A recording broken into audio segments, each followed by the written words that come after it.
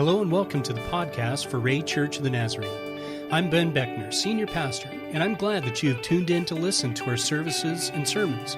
We would also love to have you join us in person at 410 Blake Street in Ray, Colorado for our Sunday morning worship services that begin at 10:45. We also have Sunday school classes for all ages that begin at 9:45, and our Spanish service begins at 9 a.m. There are also various other activities and Bible studies that you can be involved in throughout the week, including youth group and children's quizzing. Please visit our website at raynaz.com and our Facebook page for more information. We have something for everyone to encounter God with people just like you desiring to grow in their relationship with Jesus Christ. Again, thank you and welcome to our podcast. This week's podcast is from a continuation of the first part of the series, Be Ready, which comes out of Nehemiah chapter 4. This part is a continuation of that same sermon. Just the way things worked out, it just seemed better to put it into two parts. So as you have listened to the first part, the second part is a continuation of that. We pick up in Nehemiah chapter 4 with the focus on keeping the main thing, where we begin to understand that opposition can sometimes distract us from what God has called us to do. And then along those same lines, we need to also be ready and to be vigilant in what is happening around us so that we're able to respond appropriately and stay focused on what God has called us to do. I pray that you're encouraged and blessed and have a great week. So I'm going to pick up where I left off a couple of weeks ago. I had begun a message that I didn't originally intend to be two parts, but we left it in two parts, and so I want to do a quick recap of where we were and then continue on to where we're going. So we've been in the book of Nehemiah. Last week we looked at Nehemiah chapter 4, and we were working our way through that. We see in this section that Nehemiah and the group of Jews that he's with, Israelites, that they're now starting to face and experience this opposition that was kind of foreshadowed through the first three chapters. And in chapter 4, this really begins to take shape and take form. And so as we work through that, the first thing we talked about is that we need to understand that opposition will come. And I think any of us, as we've experienced life, know that opposition always comes, right? We're familiar with that, we understand that, and we know that it's going to take place. And in the case of Nehemiah, we saw that sometimes it gets worse before it gets better. In Nehemiah's case, it started with kind of taunting, and it worked to an actual physical altercation as this progressed. And we see here that Nehemiah had to rally his group around him and remind them of the work that they're doing and try to get them to see that there's a bigger picture, a bigger play happening, and that he is, again, trying to point them to respond to this appropriately, to pray, to turn this over to God, to trust God, despite what they may be fearing, despite what they may be experiencing, that God is going to see them through. We looked at the way that opposition happens and takes place in our lives. We see that opposition takes a few different forms. We looked at the external, that sometimes this opposition that we experience is happening around us. We saw in Nehemiah's case that he was experiencing opposition. He was surrounded by it. Those that had gathered were coming at him from all sides. Sometimes we see that opposition happens internally. We see here in verse 10 and verses 11 and 12 that sometimes people get tired, sometimes people get discouraged, that they're worried, they're wore down, they're scared, they're frustrated. And so sometimes the opposition happens from within. We also see too that opposition can be a spiritual opposition as well. And that we must remind ourselves that the real opposition that we face, what it really comes down to is this spiritual component. And that when we are facing opposition, sometimes we can be tempted to rethink what God has actually called us to do. Because I'm experiencing opposition, am I really doing what God is asking me? Am I in the center of God's will? Because things are hard, things are difficult. We can see here through Scripture, we can see in Nehemiah's case that even though things were hard and difficult and scary and whatever else, that he had to stay true to what God had called him to do. So that's what we discovered over the last couple of weeks, or last week as we spent our time here in Nehemiah chapter 4. I shared with you a personal testimony of a time in my life where I experienced the opposition and how I had to work through that. And I know many of you have stories that you can point to and testify of just some hard and difficult things and having to push through, persevere, that God was faithful to walk with you through that. We talked too about making opposition, making difficulties God's problem. We saw this through Nehemiah and the way that he responded. In verses 4 and 5 and in verse 9, he responded in prayer. And that was really a challenge for each one of us, especially me, I guess, that I don't always respond to opposition with prayer. I tend to look at it and analyze it on what I can do and how I can respond. But the challenge and the invitation there is for us is to respond in prayer. And sometimes we just got to keep praying, as we looked at verse 9. God continues to answer, and not always in the ways that we expect, but he does. And we saw that here through Nehemiah's story. So where we find ourselves today, as we look through these first couple of points, that we make this opposition God's problem and understanding how opposition comes, the next principle we need to look at is keeping the main thing the main thing. As we think about that, as we think about opposition, I got to thinking about distractions too. Because I think sometimes distractions can be in opposition, and sometimes they work in similar ways. And we have to be on guard against distractions as well. We have to be watchful. We have to be aware. Sometimes they sneak up on us. Sometimes they're innocent things. They can actually even be good things in our lives that are distractions. But if they're a distraction, then we understand that it's not fulfilling to what God's called us to do. We need to be aware that these distractions exist in our lives. They are keeping us from the work, and they've got to go. I ran across a story by the Soviet leader who tells a story. I'm going to butcher the guy's name. Nikita Khrushchev is how I'm going to pronounce it. He used to tell of a time when there was a wave of petty theft in the Soviet Union. And to curtail this, the authorities, they put up these guards around all the factories. At one timberworks factory in Leningrad, the guard knew the workers in the factory very well. And the first evening, out came, I'm going to call him Peter. Out came Peter with a wheelbarrow, and on the wheelbarrow, a great bulky sack with a suspicious-looking object inside. "All right, Peter," said the guard. "What have you got there?" "Oh, just sawdust and shavings," he said.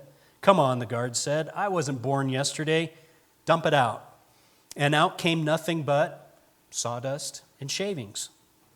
So he was allowed to put it all back again and go home. When the same thing happened every night for the next week, the guard became frustrated. Finally, his curiosity overcame his frustration. "Peter," he said, "I know you. Tell me what you're smuggling out of here and I'll let you go." "Wheelbarrows, my friend. Wheelbarrows." So the distractions sometimes are sneaky. They come in ways that we're not expecting. They're coming in ways that maybe we're not fully paying attention to. And so in Nehemiah's case, as he's dealing with this work that God has called him to do, this rebuilding of this wall, there's opposition and there's distractions. And these oppositions and distractions keep the work from going in the way that they need to be going. And Nehemiah here, he illustrates some strategies for us to apply to keep opposition and distractions from getting us off track. I want to draw you to Nehemiah chapter 4. I want to start in verse 14. Nehemiah chapter 4, beginning in verse 14. Actually, I want to back up to verse 13 if I could. Therefore, I stationed some of the people behind the lowest points of the wall at the exposed places, posting them by families with their swords, spears, and bows. After I looked things over, I stood up and said to the nobles, the officials, and the rest of the people, "Don't be afraid of them. Remember the Lord, who is great and awesome, and fight for your brothers, your sons, your daughters, your wives, and your homes." What Nehemiah is trying to do here in this case, as these waves of opposition are coming at them, and these aren't just taunts now, these are actual altercations. And he's trying to encourage them, he's trying to remind them of the things that they're to fight for, remind them of the things that God has called them to do. And I'm imagining this scene similar to what happened in Braveheart. How many of you have seen that movie, Braveheart, with Mel Gibson?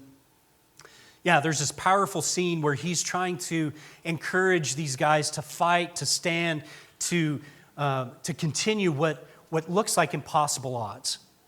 And so I'm picturing this scene right here as Nehemiah saying, don't give up, keep going, keep fighting, keep loving, keep working. And as we stand against the enemy, we don't know sometimes how this is going to work. Sometimes we tend to do it on our own power. But Ephesians chapter 6, verse 9 reminds us that we're to be strong in the Lord and in his mighty power. And in verse 10, as we take our stand against the devil's schemes, as it goes on to further explain in verse 11. So we've got to do this not in our own power, not in our own abilities, not in our own strength, but we've got to do this understanding fully what God has called us to do. We have to be convinced of it. Because if we're not convinced of it in our own hearts, how we act and respond as opposition comes, we're going to fall down. We're going to lose heart. The distractions will come easy. The opposition will overtake us. So imagine this scene that we've got to keep up. We've got to keep going. That we've got to keep fighting. The call to each one of us is not only to remember those words for ourselves, but we need to be ready and willing and able to say them to one another. Because we see the enemy at work in others' lives too. As we each share and live experiences, we've all are not strangers to opposition, right? And so we need to be really aware and ready and willing to encourage and stand alongside one another. As Nehemiah points out there in verse 13, these lowest points of the wall, all the exposed places, he posted them by families. And family looks like family. And family also looks like friends. People who are standing arm in arm, working together.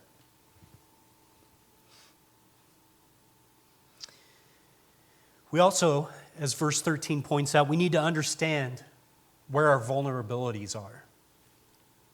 We need to understand where we're weak, where things are easy for the enemy to attack us or distract us, or opposition will come. And Nehemiah here we see he continued to be on guard against these threats. And he strategically stationed armed guards at the lowest points of the wall, at the exposed places. This is a great illustration of how we must be aware of these areas in our own life, of where we must be aware of them in our church, in our ministries. That we need to be understanding where those things are and be ready to address them and fill in those gaps, fill in those low places, guard those spots. But sometimes it's difficult for us to be willing to put ourselves in those places. It's one thing to identify where we're weak, but it's another thing entirely to be willing to stand in those low places. Because that takes courage. It takes humility. And frankly, for myself, those aren't places that are very easy for me to be in.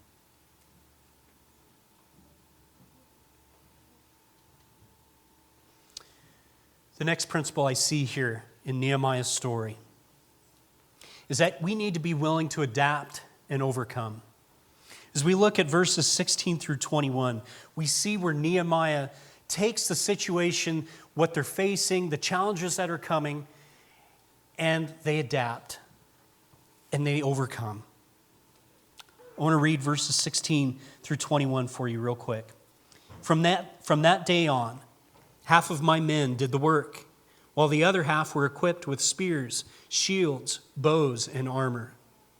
The officers posted themselves behind the people of Judah who were building the wall.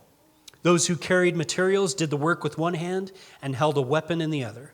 And each of the builders wore his sword at his side as he worked. But the man who sounded the trumpet stayed with me. Then I said to the nobles, the officials, and the rest of the people, the work is extensive and spread out, and we are widely separated from each other along the wall. Wherever you hear the sound of the trumpet, join us there. Our God will fight for us. So we continued the work, with half the men holding the spears, from the first light of dawn until the stars came out. Are you picturing the scene that's taking place? The scene is intense. And I'll be honest, I kind of struggled to imagine the kind of stress and the kind of struggle that they were enduring. The kind of oppression that was happening, the difficulties, all of it. But if we take anything from this passage, can you imagine trying to work with one hand while you're fighting with the other? And then having to have people around you ready to fight. But the work continued. The work continued. He adapted and overcame, and he equipped those around him to adapt and overcome, and he kept their eyes focused on the goal. He kept their eyes focused on the work. How many of you are familiar with Charles Spurgeon? Charles Spurgeon was an old preacher, and the amount of sermons he wrote and the work that it's amazing to me. But he put out this monthly magazine called The Sword and the Trowel. We're going to show an image. I don't know how well this is going to show up on the screen, but this image is actually taken from where we're looking at here in Nehemiah chapter 4, where you've got the workers on the wall. He called it the sword and the trowel, a record of combat with sin and labor for the Lord. What an interesting thought. You've got workers that are building this wall with a trowel and a spear. And taking a cue from what Spurgeon says here, this combat with sin and this labor for the Lord. Do we view the things that are happening, this opposition around us, in that same way? Being willing to fight it and continue with what God's called us to do. It's too easy for us to get distracted. It's too easy for us to quit. When the going gets tough, the tough take a vacation. Right? When the going gets tough, the tough watch TV. Take a break. Unplug. Get away. But what I'm seeing here is when the going gets tough, it's time to get tough. It's time to stand. And it's time to be fully convinced of what we're called to do. And that applies to each one of us in our relationship with the Lord, and it applies to each one of us as we are a part of the body of Christ. We need to understand where we fit. And I don't know if you get the picture here in what Nehemiah is describing, but I don't see him addressing anybody that's standing around watching. I don't see him talking much about anybody who is against what God has called them to do and him giving much credence to that.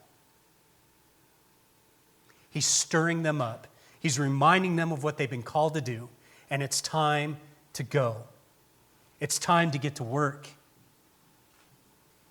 I don't see any sideline benches here.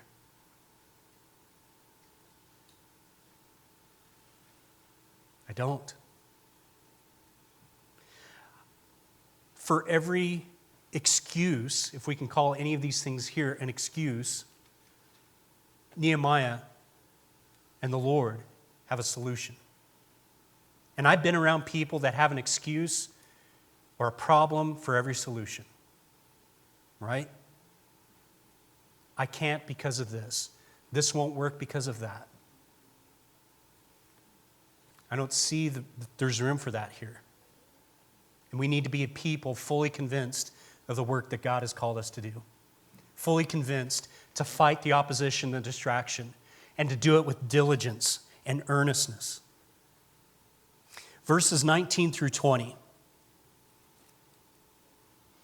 talk about this call to be ready and to be vigilant, to be diligent, to be vigilant. And it takes all of us to be involved and to not, what we are all tempted to do is isolate ourselves. Right? We're pretty good at that. It's prevalent in the American culture, is when we've got a problem, we tend to pull ourselves up by our own bootstraps, right? There's not necessarily anything wrong with that. But when we do that, we tend to isolate or cut ourselves off from those around us. I shared a story one time of where my job trailer had got stolen, all of my tools were gone, that whole thing. And I shared about this guy that came in and gave me some money to replace some of what I'd lost. And I tried turning him down. I tried telling him, that's okay, I don't need it, I'll be fine. And he says, you're robbing me of an opportunity to be a blessing.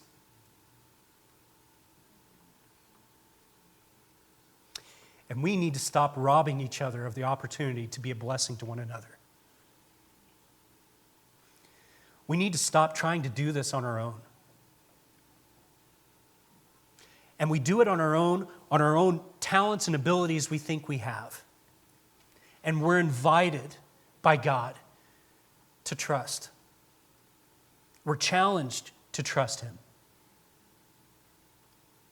And then we can look around in this building here this morning, and we could see each one of us gathered, and I've been strategic in my time here to call this a church family. We're family. We're not individuals trying to do this stuff on our own. But we need to stand with each other and for each other. We need to be encouraging one another. We need to be aware of these attacks of the enemy. We need to be so aware of those that we're willing to stand in the gaps and in the low places. Nehemiah here was so concerned because the work was spread out that they were vulnerable to attack. And when the attacks come, when you hear the call, we come and we gather. And we need to be doing that with and for one another. We've got to learn how to fight for and with one another. When someone's in trouble, when they signal that they need help in their own spiritual battle, in their own lives, are we willing to rally together, to come together to their aid?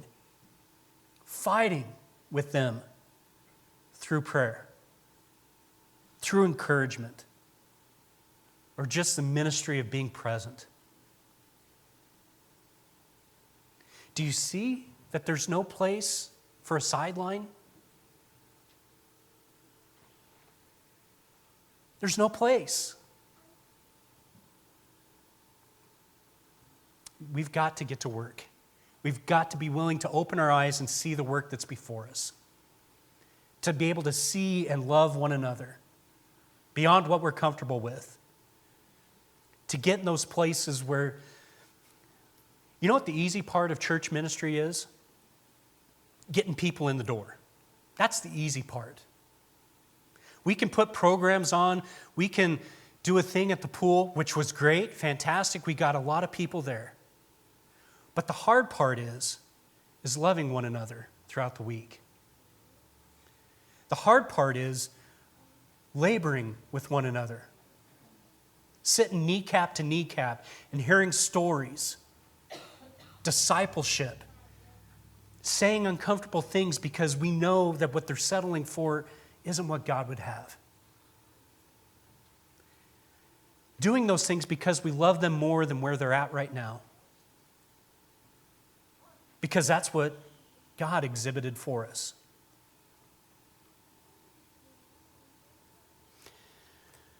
We also see here that we're called to not let down our guard.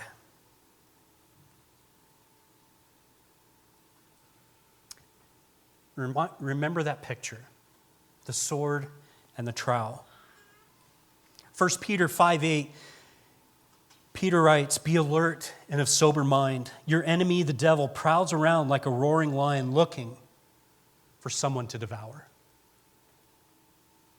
We can't let our guard down. I, as your pastor, can't call each one of you every day. I don't know all the things happening in your life. But each one of you has a connection to somebody else. Each one of you are called to do that work, to check in, to be vigilant. Having one another's back, standing with them. As I was thinking about that passage of Scripture, I was reminded of this job that I had out of high school. There was a local radio communication company that served the area I grew up in. You know, those two-way radios, I don't know if those are used a whole lot anymore. Some still use them. So we had these towers that were all over the valley. And a lot of these were kind of up on hilltops or on top of buildings. But there were several at far ends of the valley that were up on top of these mountains.